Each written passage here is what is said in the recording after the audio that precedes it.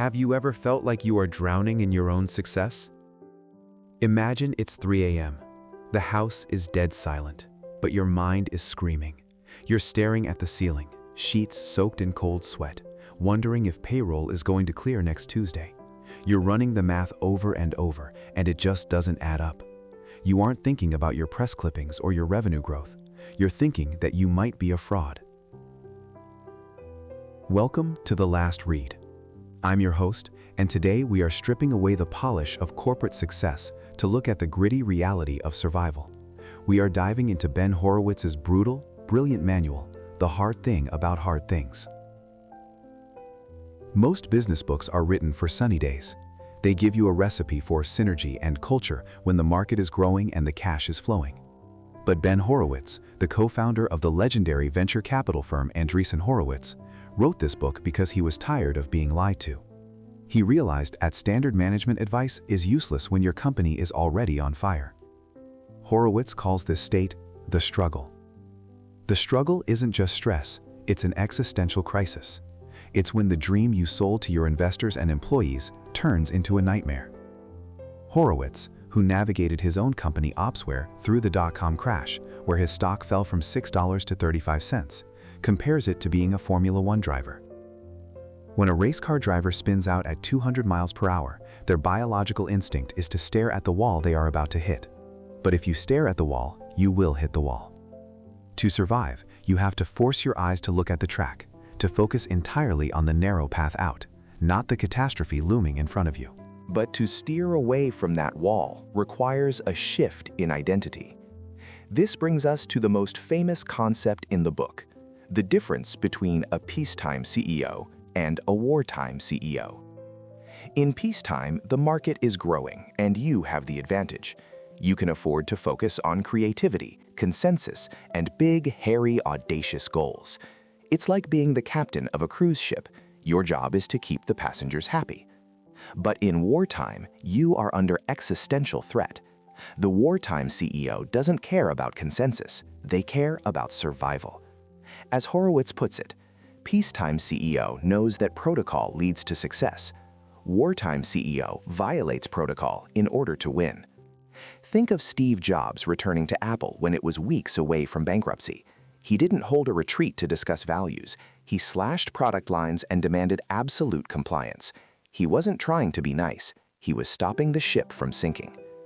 This wartime mindset is critical because it dictates how you handle the hardest parts of the job, specifically the people. Horowitz operates on a strict mantra: people, products, profits, in that order. If you don't take care of the people, the product fails and the profits never come. But taking care of people doesn't mean being nice. It means being honest. Many leaders accumulate what Horowitz calls management debt. They make easy, short-term decisions to avoid conflict, like giving two people the same job title to avoid hurting feelings, and they pay for it later with interest when the organization collapses into confusion. This is most evident when you have to fire someone. In corporate America, we love the compliment sandwich. Say something nice, fire them, say something nice. Horowitz argues that in wartime, this is cruel. You cannot sandwich a termination. You have to be fast, clear, and decisive. As the legendary coach Bill Campbell told him, you have to take their job, but you do not have to take their dignity. But the hardest person to manage isn't your VP of sales or your product lead. It's you. The psychological torture of the CEO is that everything is your fault. If the market crashes, if the product fails, if the hire doesn't work out, you are the final stop. To survive this internal war, Horowitz suggests a mental technique used by Andy Grove at Intel. When Intel was getting crushed in the memory chip market, Grove asked his partner, Gordon Moore, if we got kicked out and the board brought in a new CEO, what would he do? Moore said he would get us out of memory chips.